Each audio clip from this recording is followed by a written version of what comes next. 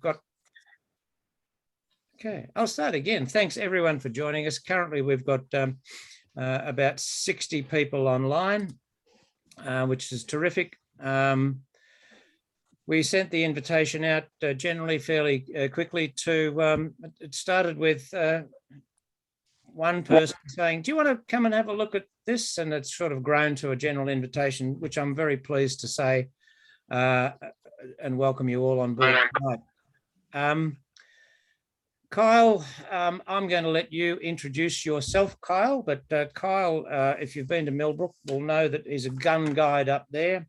If you've ever done any fishing with Scott Zantzilakis at Wilderness Fly Fishing, you know he and Scotty are a dynamic duo and love a steak and chips at the end of the day on their way home somewhere.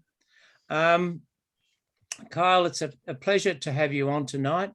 This may be, I think, your first presentation of this Mayfly and how to use them and lose them and abuse them scenario. So thank you again for agreeing to do it. This is going to be recorded and will be available, Kyle's presentation, on our Red Tag sites, on our YouTube site and other sites that we have. So, Kyle, it's over to you, buddy. Done. Thanks, Barney. Hello, everyone. Thanks for tuning in. I'm Kyle Jones. I'm a fly fish guide for Millbrook Lakes and Wilderness Fly Fishing, and this is my first Mayfly presentation, but I've spent a lot of years staring at them. So I wanted to do a presentation. I've been putting together a presentation for quite a while just because they're such an interesting fish, pretty much, and so much so I've got a Mayfly tattooed up my arm there. I don't know if you can see that. He's recording. But yeah, You should watch it. He's recording it. This is why we urge people that come Guys, anyone who's talking needs to mute themselves.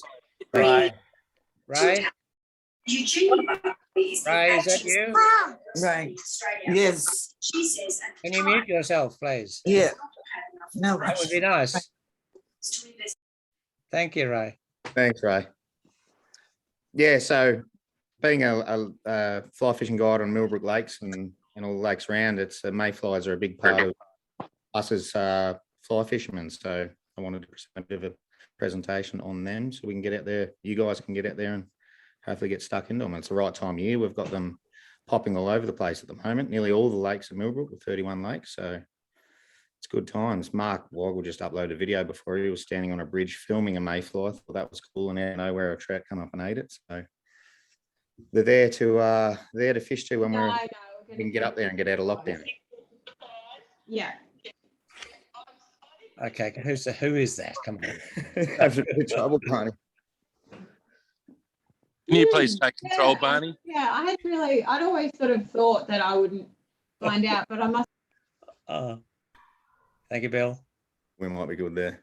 Okay. Well, I might just get into it then, I suppose. I'll share my screen and yell. What I will say is, if you got any questions, throw them in the chat box there. And after I've been boring you about mayflies, maybe Barney and I can go through the questions, and I'll try and answer them for you. All right, I'll try and figure out how to share a screen. Yell out if this doesn't work.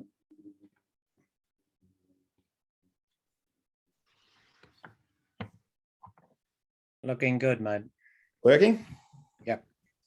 Beautiful. Well, there's a good looking shot. That's myself. That's actually Hepburn Lagoon. And that trout there was caught on an unweighted nymph. It wasn't on a dry fly, just after the hatch, actually. So there we go. So, and Hepburn's quite full at the moment too, if you can get out there and go for a fish. So yeah, I wanted to go through before the hatch, during the hatch, after the hatch, spinners, spent spinners I'll get into too, other flies and gear.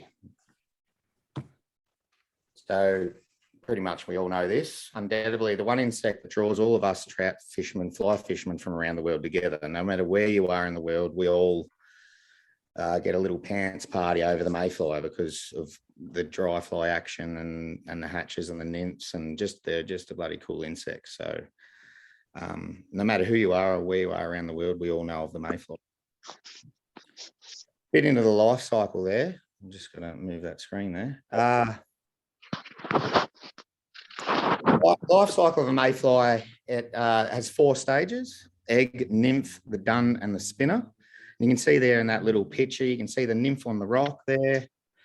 He's living under the rock for, and I'll get into this, but 2 weeks to a year, depends on the species and the environment. When he's ready, he comes up, and as the emerger, his shell splits and a dun hatches. He tries to dry his wings out. If a bird or a fish doesn't eat him, he spends a couple of hours to a day as a dun, and then he molts again into a spinner. The spinner then mates, lays its eggs, dies. There's your spent spinner, and around the circle we go again.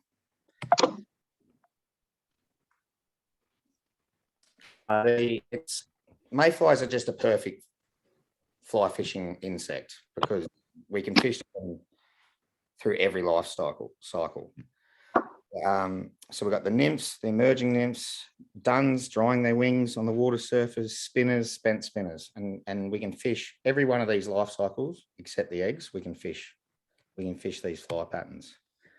So I'll start off talking about the nymph. Nymph, this is in lakes, and rivers is the same. They'll live under rocks, reeds and grassy areas for as short as 2 weeks there, or as long as 2 years, but an annual cycle is most common. Water temp and the amount water temp and amount of water can aid to their growth. It's important to have a variety of colours and sizes when imitating the nymph, and I'll talk about that a little bit. Different lakes might have different coloured nymphs. So if you have browns and blacks, clarets a really good colour for a nymph pattern. Unweighted and weighted, and I'll get into indicator fishing with tungsten beads or brass beads. So that's pretty obvious, that stuff there. When growth is complete, the nymph leaves the bottom, the reeds or the rocks, slowly making its way to the water's surface. The nymphal skin splits down the back and a winged form called the dun emerges. During this time, we use a variety of techniques to imitate the swimming nymph. Some of these are indicator fishing, 1 or 2 flies. In Tassie, I think you might go fish 3. 1 fly or a team of flies retrieve slowly. Sight fishing, obviously we all love doing, to subsurface risers or feeders, and blind fishing in likely spots. We do a lot of blind fishing with indicator fishing with beads and things, beaded flies, and it's just a really good way. If you've ever fished Millbrook with the guide from Millbrook, you definitely would have fished indicator fishing. And I want to get into indicator fishing with the nymphs a lot because of how productive it is. So with indicator fishing, we have 1 or 2 flies, a point fly, and 1 tied off the shank or a dropper. Depending who you are, if you're comp fishing, I prefer now to tie off the shank. It's 1 less knot to deal with. And you can set, using the New Zealand strike indicator tool, you can slide the indicator up and down to the depth you're fishing in. So if you start weeding up at 2.5 meters, slide it up and you're fishing in 1 meter, or where the fish is sitting. You can fish unweighted beaded flies. How do you come company? Very slow draw drops. This is an important one that I know Scott always talks about. Scotty, yeah, but I do it a lot. You want to do, if you cast out and you make your 40-foot cast with your indicator and your 2 flies, you might have an unweighted nymph and a beaded nymph on the bottom. You want to do just very long, slow draws, just the indicator you're using and the yarn, you don't want to wake it. You just want to rise those nymphs up from where they're sitting and then rise them up to the surface and then let it sink for 20, 30 seconds and they'll drop. Right now, am I going to get you? That just imitates the nymph rising up to hatch, and a lot of times that'll get the fish's attention. You can static fish them and just let them, at the depth you've set with your indicator, you can just throw it out there and let the drift just swing it around.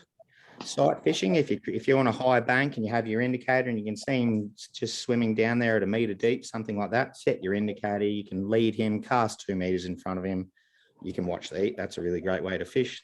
To nymph feeders.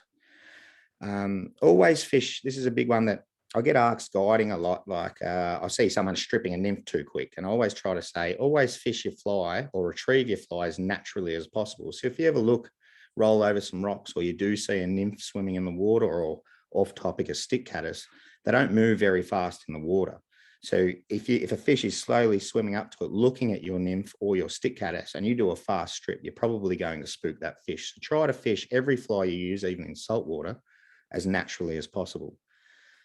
Nymphing techniques, and this is mostly on our lakes. You know, if you go down to Tassie or Andon rivers, you might change it up a bit, but I concentrate on 12s, 14s and 16s, usually 12s and 14s. Colours, I mentioned claret before, but browns and blacks. A couple of the guides, Mark, myself and Scott, have got Brent from Tassie, Lost Fly, to tie up a few flies for us recently. It's a brown nymph, but it's quite a dark brown nymph. And the boys have been doing, I've been locked at home, but the boys have been doing really well on this. Just as I think it's a size 12 barbless brown nymph, black tail, got a black wing case over it. Just a really good fly, but use whatever you've got. And now I'll talk about natural colors like hare's ear and possum. We've all done well on those. So change things up. This is a big one. So you won't find one in the middle of summer, and you won't find one in the middle of winter, a mayfly hatch. So in the Central Highlands of Victoria, Ballarat districts and Mirrabooka, hatches usually start around the end of September through to the end of November. And we also get an autumn hatch around mid-April, not as thick. With the right water temp and air temp, duns can hatch, dry their wings and complete that stage of the life cycle. And this time of year is a major time for that, and mating, and you can see the birds and magpies, they're all getting into it. We went to look for a hatch. So to quote Mark Weigel, the boss, the best dun day is the day you hang your clothes out to dry, but they won't. So a little bit of that humid, a little breezy. You see there a light breeze and overcast, September to through to November. Lakes and rivers with a constant water source. So if you have a lake that dried up last year, you probably won't get a big dun hatch because the nymphs aren't there. They died pretty much. So rivers and lakes that have a constant water source, it's pretty obvious. And like I wrote there, there's no rules. If someone says they've figured it out, they're lying. So you need to take, don't think I wrote in the presentation, but time of day. If you got to go out there and fish for yourself. So I wrote the time of year there, but in Mirrabooka around this pre-daylight savings, it's like 12 to 3. Now daylight savings sort of like 1 to 3:30, 4 o'clock. But just get there at 10. And then if you do see a few duns, or they get thick at 11, write it down. And then next weekend, you know, you've got to be there around 11. So just get out there and fish, basically. What to look for during a hatch. So looking for when you're walking around the lake and you can't see a lot going on, maybe the hatch hasn't started yet, but you can see flat spots in the wind. That's usually, especially if you fish Tasmania, things like that, or our lakes even way out past the ripple line, a flat spot there, that would be a rise. Noses breaching the water, pretty obvious. Splashy clips, subtle swirls. Keynote here I wanted to say is don't just look for rising fish. If you're walking around, you don't see a lot, but over in the far bay of Mirrabooka Reservoir, you can see birds, swallows coming down and clipping off the water. There's a hatch going on, something. They're going to be eating the mayflies. Even if anyone's fished Wendouree, the seagulls love them. And yeah, keeping a keen eye on the time of day. When they're feeding on emerges, you'll see subtle rises such as small rings or water bulges and eddies. That's a subsurface heat, most likely on the nymphs, or the nymphs hatching in the water's meniscus.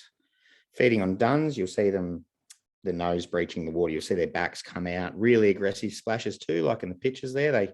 Because they're such a good source of food, they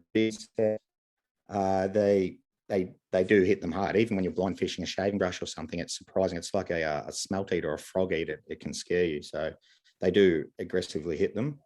Feeding on spinners, you get the leaping. I'll go into this, but you get the leapers. We've probably all seen that around the lakes, and they're hard to catch because all the spinners are trying to lay their eggs or mate, and they're dancing up and down the wind, and the fish are hunting them, and they'll leap out and catch them. And we chuck our fly out there and just sit it out there. It doesn't look very natural, but you'll still get an eat, and you've got to try it. So, and you'll see the sipping fish for the spent spinners. When after they've finished mating and they've laid their eggs and they die as a spent spinner, you'll get fish just clipping them up like a bit like a mid-charge.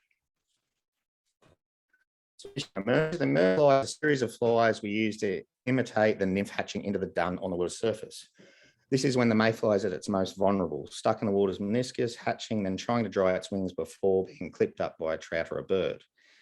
Keynote here, I wanted to talk about the mayfly will still hatch on rainy days. This helps us fly fishers as the mayflies struggle to dry their wings, getting trapped on the water for longer. So if you're at home and it's a little bit, you might have had two really hot days or warm days for spring, and the next day looks pretty miserable. Still get out there if you've got the day off, or you can get out for a fish, because they still will hatch in the rain, and it helps us. Some of the best hatches I've ever seen personally have been in heavy rain, and the fish, they can't dry their wings out, so it makes it easier for us to put the fly out there. Using flies such as a possum emerger or a shaving brush. So the shaving brush down there on the left of the screen is one of my favourite flies and the Millbrook's favourite flies, and it stood the test of time. It's a bloody good fly. The photo down here by Philip, that's on a possum emerger. So these flies sit in the surface film, and sort of the arse of the fly sits down in the water just like it's emerging, and you can fool trout very easily with these flies. So very good sight fishing fly, but you can fish them blind as well. If you're in doubt, trail an unweighted nymph off the back of them. I wouldn't go a bead because you'll sink your fly. So this technique covers both the rising nymph and the mayfly hatching. Now we've passed the emerger. Once on the water's surface, the nymphal skin splits down the back and a winged form emerges, sitting high on the water with its wings pointing up like little sailboats. And if you've ever been out there, I suppose most of us have, you can see that they're a dead giveaway. They don't look like a midge or a caddis or anything. They sit like in the right of the picture, the wings sitting really up high, and you just see them drifting along trying to dry their wings out. And like the video Mark uploaded today, fish will just smash them. So the dun has to dry its wings off before it can fly, and this happens as it drifts along the water's surface or it rests on rocks and weeds. A mayfly will remain a dun ranging from hours to a few days before it sheds its skin for the last time into a spinner.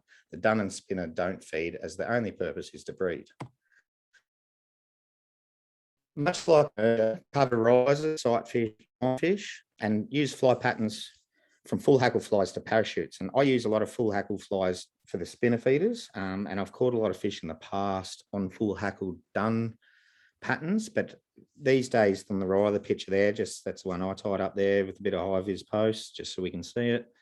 They just sit in the water nice like that. It looks like a dun in the water, and it also looks like an emerger at the same time because the tail sits in the water. So they're just a really, really good fly. And again, if in doubt and you can't tell what stage of the hatch you're in, hang your nymph off the back and it's going to cover all scenarios. Onto the spinner. This is the last stage of the mayfly's life cycle. Mayflies are the only insects that molt after developing functional wings. I've always thought that was pretty cool. Mating takes place soon after the final molt. In most species, death ensures shortly after mating and egg deposition. Mating occurs on the wing as both males and females dance, flying up and down close to the water's surface. Usually late afternoon after mating, the female releases her eggs into the water and dies, becoming the spent spinner. Here's a couple of flies. You can see the spinner down there. It's got clearer wings. These are a couple of these photos are Google image photos, so it's not really a Ballarat Western Lake spinner, but I've got a full hackle fly here on the bottom right and a parachute style. And take notice of the colours there too. I'll get in the colours in a minute, but when we start fishing from duns and nymphs, and I was talking about sort of darker browns and blacks, but the spinner, when they molt, they're a lot more vibrant and colourful, and I'll get in the spinner colours in a second, but you see they're quite orange, and take key note of that head too, a bit of a peacock colour, greeny black. If you're into fly tying or when you're in the fly shop, opt for those ones for our lakes. The dun most typically makes its last metamorphosis while expand. Mayfly spinners are usually brighter in colour than the dun, with translucent wings and longer tails. Most common in our mainland lakes, Ballarat District, Millbrook, is a bright red or orange spinner, usually orange. Most common in Tasmania, the black spinner. We still get the red spinners and the orange spinners over there, or the famous red spinner. With only a few hours left to live, the spinners swarm over the lake surface in clouds of mating mayflies. And if you've ever been on in a large dun hatch or the last molt into the spinner, you can sometimes, if you're lucky enough to be there, you can't breathe. There's that many spinners in the air. And that's when they all go down to lay their eggs and the fish get on. It's a really great way to fish. This is a point where we get the leaping trout jumping out of the water to feed on these flying spinners. A keynote here, the dun and the spinner don't have functional mouths, therefore can't eat or drink. And this can be a main reason why we don't find them hatching on bright and hot sunny days. They also release a scent to attract their mates. And I know Scotty X used to do that with his Old Spice from Lynx Africa back in the day, but he's not much of a spinner anymore. When we find trout leaping to these spinners, we opt for a higher floating fly, such as a Macquarie red spinner. So that's bottom left. It sits really, especially if you shake and bake it and kink it up, so it sits very high on the surface. Just gets their attention. Parachute style flies still work really well. That the one in the middle there and the one up the top right of the fly picture there, I use a lot. And like I was saying, the colors are very, very important here. So if you're into tying, to tie your bright oranges and definitely have that black head on there. I personally have tied orange spinners and I've seen fish swim past them. That's without the black head. And constantly fish swim past. I get a few denials and I put the one on with a bit of black peacock and it works. I don't know, didn't know trout were that smart, but it happened to me. So tie your black heads in. The spent spinner. Once mating has finished, the female moves to the water surface and disperses her eggs. Some dive bombing the water to deposit eggs. Others lay dying as a spent spinner, releasing their eggs as they go. This is usually at dusk. We find hungry trout clipping up these spent spinners. So you'll see there there's a picture of a spinner in the water there down the bottom of the screen, and they sit sort of flat like that, and they're dead or dying, and fish just come up, just slowly clip them up. And you can see to the left of the screen at the bottom there, we use flies like that too, wide open wings. Sometimes they're hard to float, but when you do see this happen, cover them with a fly like that, or still try your Macquarie Reds. Look for windward shore. So if they start dying, they start dying and the wind's blowing them. So look for windward shores where all the dead insects are basically following the wind along the shores, and the fish will come in quite shallow to eat them. And also calm bays. So maybe all in the calm bays, all the spinners are still out there. So fish will be clipping them up, but all in the wind shore, and you can't get around to the windward shore, all the spinners are gone. So look for those calm bays as well. I want to put it's sort of off topic here. I want to just mention it really quickly. I was reading an article before, and I've never come across this, but look for outcrops and things also during a dun hatch. So there's a lot of talk about they like warmer air currents. So if you're at a point and it's a muddy point and you don't see much of a dun hatch, but the bay around the corner has some trees and a rocky outcrop, have a look around there because there might be warmer air coming off the rocks and the mayflies may be hatching there. So just something to think about when you're approaching lakes. You can also, early morning, I've had dawn sessions to spent spinners feeders because they're still eating the spinners that died from the day before. So that's a lot of fun too. You can get dawn sessions on spinner feeders. Just a quick one. I think this is nearly the last one. Gear, it's pretty obvious. We're all trout fishermen. So I still just opt for my 5-6 weight rods. I've now gone to 10-foot rods, so just to lessen the false cast, and they're a bit more fun to cast and you can handle bigger fish. So 9 to 10-foot rods. Floating line, always, because we're using indicators and dry flies.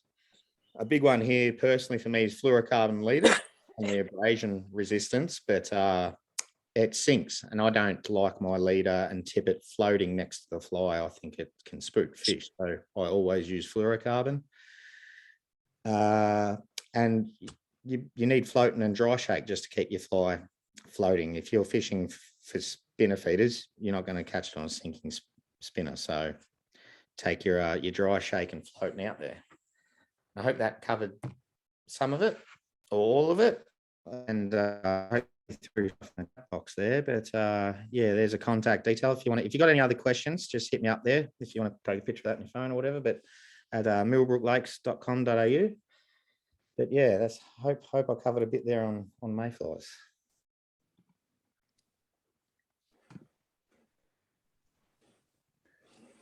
hang on. Gotcha, Barney. Good, mate. Fantastic, mate. Well done. If you haven't learned something about a mayfly out of the last half hour or so there, you haven't been watching. So, yeah, terrific presentation, Kyle. If I go down to the little chatty box down here and have a few chatty box, there's a few questions, and I'll just perhaps go through them.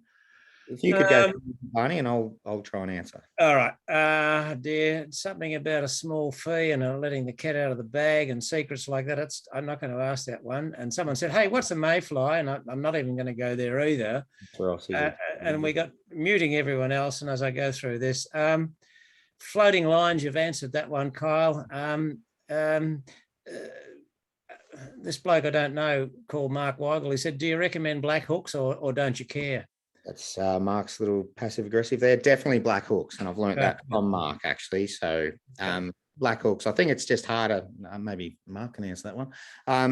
It's harder for fish to see, and I used to always tie my flies out of brown hooks or brass hooks because we all had them, but now I tie only out of black, and especially the nymph hooks are all on a black hook, and I catch more with the black hook. So think about that next time you're buying them, and just to give that a pump, I've got nothing to do with them, but most of RX hooks I've got behind me there, they come out black, so I don't have to worry about it. All my hooks are black. Beautiful, Kyle. So you can say that's also a little plug from Mark as well. Yeah. He does know a few things about catching fish up in those areas, I must admit. Anyway, from Tim, is this presentation available to download somewhere? Tim, we're going to have this, Red Tag will have this up on our YouTube site pretty soon after this meeting. So yes, that will be available then. Thanks from Adrian Dundalk, learned heaps. Thank you. Excellent. Thanks, Kyle, says David Fulton. Great work. Thanks, Kyle, says Lee Townsend. Paul B. Paul B, to everyone, how prevalent are the mayflies in Victoria's northeastern streams, and what types are they typically? So northeastern streams, not Western Victorian lakes.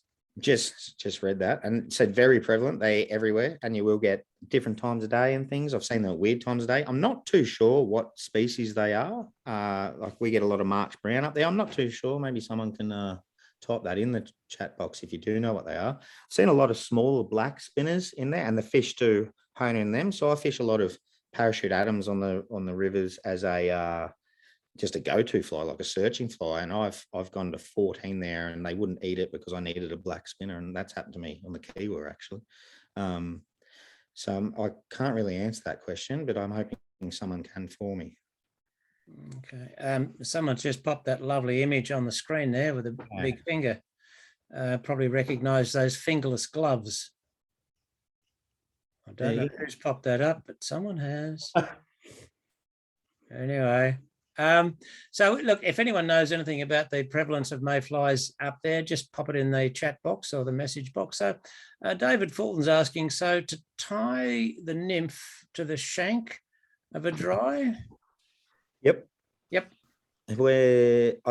Yes. So I think if anyone's into competition angling, again, correct me if I'm wrong, you have to have a dropper, but I always, this is preference. I always tie off the shank now because I've got one less knot. If I've got a dropper knot and then a knot to my fly and then another fly, I've got a knot to break off on, and I've seen a lot of break offs there. So I'll just have the dry fly and I'll tie off the shank. If it's barbless, which I always use barbless, I just do a clinch knot. So like it's a half blood, you go through it and I'll go through it again, spit on it and pull it tight. And if you keep constant contact with that fish, you're not going to lose it. Sometimes very unlucky. I think I've been at Millbrook for nearly 2 years now, and 2 fish I know what's happened. They both were airborne. One of them, they didn't stay in contact. So very unlikely, but just tie it off your shank. One less knot to worry about. The fly will still sit flat, but that's why I'm saying don't use a beaded fly because you'll sink your dry.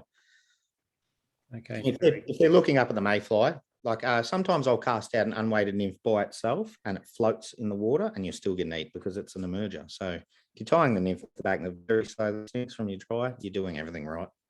Okay, the boss is still hammering you. How do you fish before or after a dun hatch to fill in your day? So it's prior to 11 and after 4. We get everything else going on there too. You might have some smelt feeders in the lakes, might have some smelt feeders, midge feeders. We've been lucky up there this year with the cockchafers, but I'll still nymph fish. So with the indicator fishing, because I know those fish will be searching for mayflies. And I've seen recently, actually, Mark and I were doing a bit of exploratory stuff, and we didn't see any duns hatching. Actually, I've got a bit of a story here. We were at a lake and Mark got out the car and said, watch this. And I was like, here we go. What's this going to be about? And he tied on a shaving brush, chucked it in the water, and he said, I bet you I'll get an eat. And I was like, whatever. Nearly turned around, walked off, and a fish come up and ate it.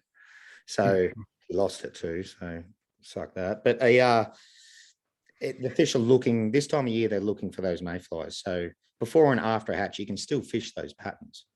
And because they want to eat them. Okay. You got more of a chance, or it's more exciting if you're in the midst of a dun hatch, but they'll still eat. You can still fish your dries and your nymphs before and after. Okay, much appreciated from Tim, and a thank you from Kyle, and thanks. Grant Chisnell wants to know, for us lockdown people stuck in Melbourne,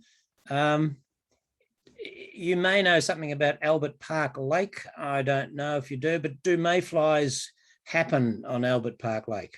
I don't know, but I would bet you a couple $100 that they would, 100%. I did put my kayak in there once to catch a yellow belly, but I didn't even see a fish, but they're there. But it would. It's a pretty healthy system, actually, for being right in the centre of Melbourne. They would. Go there around those times. Go have a look. Let me know. Okay. Yeah, I fish it fairly regularly and haven't seen one yet, but I'm still looking out for it. Yeah. Do you use a slow draw when you use, I mean, if you explain that nymph under a parachute again on that slow draw. Yeah, so definitely with a nymph under an indicator. I think that question comes from Nick. Thanks, Nick. This is a weird one coming from, I've fished lakes, trout lakes my whole life, fly fish for however, since I was 11. But I very rarely used indicators just because I wasn't shown, but now I use them a lot. So if you fish rivers, a lot of indicators. I'm watching some people might find that weird, but definitely use your indicators. So what you want to do with your indicator, I don't know if you can see my hands there. Hang on, Ashley, can you mute yourself? Sorry. There we go. Thank I don't you. know if you can see my hands there, but it's by a long, slow draw. I mean, like very slow. So if you're looking at your yarn in the water, your indicator, you don't want to wake it. That's too quick. And by doing your long, slow draw, you're taking up the slack in your line. So you're always in contact. As soon as the indicator dips, you can go for a trout strike. So just, I want to make that a key point. Very long, slow draws, and just give it, depends on what flies you're fishing. So if you've got a beaded fly on, just let's call it a single fly, you've got a beaded fly on, it's tungsten and it's 1.5 meters under your indicator. You give that a draw, it's going to rise up as it comes up, and then the sink rate's going to be quicker. So give that 20 seconds to sink back down. You can sit it static for, again, no rule, sit it static for half an hour or for 10 seconds, and then do your long, slow draw again. If you had an unweighted nymph, you want to give it a longer amount of time to sink back down because it's not weighted. If you're fishing a dry fly with a nymph under it, I tend not to do that long, slow draw because you may sink your dry fly, because there's like a ball of yarn with some pailleté paste or wax on it sitting high on the water surface. With a dry fly, even a full hackwood fly, you draw it, you might put a fluorocarbon leader, you'll sink your fly. So biggest tip I can give there with a nymph and a dry fly in a lake is stay in contact with it. So if you're getting a bit of slack line because it's blowing to you, just little strips to stay in contact with your fly, but try not to strip it because you'll sink it. And if you go out there and fish these techniques, you'll know what I'm talking about, because you'll start sinking your fly and you'll be like, oh, you said don't strip it. Carl, this is a famous question. If you had one fly, what would it be? Says Bernie wants to know. BMS. Oh, no. No, 4 mayflies are parachute Adams every day of the week, and I tie. So on the lakes now, I like them in. Should I hold some up? I like them in a dark brown, but a possum or hare's ear coloured parachute Adams with a brown hackle that's all I ever used to fish. And it was a running joke with Scott and I and a couple of my other friends that I would fish only parachute Adams. And if I wanted to fish it as a cicada pattern, I'd tie it in a size 8. If I wanted to fish it in a midge, I'd tie it in a size 16. I'll just use parachute Adams. So that would be my one fly. Okay, thanks, Carl. Hey, we've got Kiwis on board. Christina P. Hello to everyone from Gore. Looking forward to seeing you back here in Southland with the Matara Mayflies. Nice work. Thanks, Kyle. Thank you. That's lovely. All right. George says, thanks for sharing, Kyle. David says, thanks. Fontanalis says, the mayfly on the finger is one from Moorabool during November, a good example of the colour in the Ballarat area. And that was the person with the fingerless gloves on. So thanks for that. Yeah, thanks. Kev Sharp, thanks, Carl. Great, everyone. Appreciate the presentation, says Owen Porteous. Thanks, Owen. Anyone else like to jump on board and unmute yourself one at a time? And have you got any other final questions for? Yes, I have. What does Kyle recommend to cope with the seagull problem during dun hatches at Lake Wendouree? Oh, Shotgun. Yeah, this is still getting recorded, isn't it? Nothing. The seagulls are nice. I don't know. You can't do anything about it. Because they do. It's hard because I've had birds take my fly, and that's always good because you think you're using the right fly pattern. You can't do anything about it. It's yell at them. Everyone walking past will think you're crazy. Yeah, okay, I don't know, but they're putting the fish down, and we just don't see the dun hatches that we did 2 or 3 years ago. Yeah, that's because do you reckon this is a question. Do you reckon the birds are coming down, eating the mayflies and scaring the fish off? Absolutely. Yeah. I don't know what you can do. I don't know. Marshall's a bit of an expert on Wendouree, Kyle, so he knows it well. Yeah, I can't say anything because maybe you can throw some hot chips around. Behind you. Yes, exactly. I like the suggestion. Anyone else got any questions to Kyle? I've got a question, Kyle. Chris Mastwick here from Southern. I've tried tying a nymph or whatever onto the shank of a barbless hook and lose it every time. Any tips there, mate? I do. Like I said, I don't know. I always do. I think it's called the half blood knot. So around the shank, twist it a few times, go back through that loop you made, and then I'll go back through it again. I call that the clinch knot. I pull it tight, very tight. I was actually researching this the other day because I knew I was going to get asked this question or talk about it. Where I was looking, I forget where I found the information, but someone said put a dab of super glue on it. And yes. I can't be bothered carrying around super glue with me, but super glue does dry really quickly, and that might work. That's a great idea. Look out for what glues you use, though, because I know some do cuts nylons. Yeah, Chris, so don't just use a barbed hook and don't tell Mark then. That's it. Well, I use trebles on mine, but thanks, Carl. No, Chris, that's a great question. You could actually use a barbed hook and crimp it because it'll leave a lump, and the knot won't slip over the end. That's it. That is a good idea, and I've done that too because I always crimp my hooks, but that does work. And like I said, it's a constant contact, and as a guide, I do see some fishermen come through at different stages of their fly fishing career. But I see a lot of slack lines, and you're always going to pop a hook or it's going to come out. But also when you catch a good trout or even a medium trout and they go airborne, it's game over usually. Like that's why you can practice your skills of tilting your rod tip when you see the line coming up, tilt your rod tip, turn the head, don't let it jump. But we also all want to see a trout jump. It's cool. But yeah, if you want to stop using barbed hooks, there's some pros and cons there. At least if it swims away, there's a high chance the hook will fall out, but you didn't get your photo. Very good. Anyone else?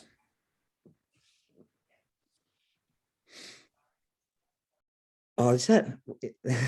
Oh, did you see that? Yeah, I know. Neil, can you see that, Neil? I pulled that off my fridge before. That's your email, Neil Vincent. I've still got your email to send you an email to ask for your chutney recipe. I still haven't done it. Thanks, Neil. It's actually pretty good. I've got a jar of it. Well, no, I had a jar of it and it's gone. But anyway, anyone else? Nick says great presentation. Thanks, Kyle. I'll probably say to everyone now who's online, and on behalf of everyone, thank you, Kyle, so much for tonight. The presentation was terrific, but also the post-match talk was as beneficial as well, with the questions and a little bit of the few gems that came out with that, and a few secrets came out of that. So once again, on behalf of Red Tag, thank you very much. On behalf of everyone else who jumped on board tonight, a big thank you. That's fine. Really You know appreciate it. that just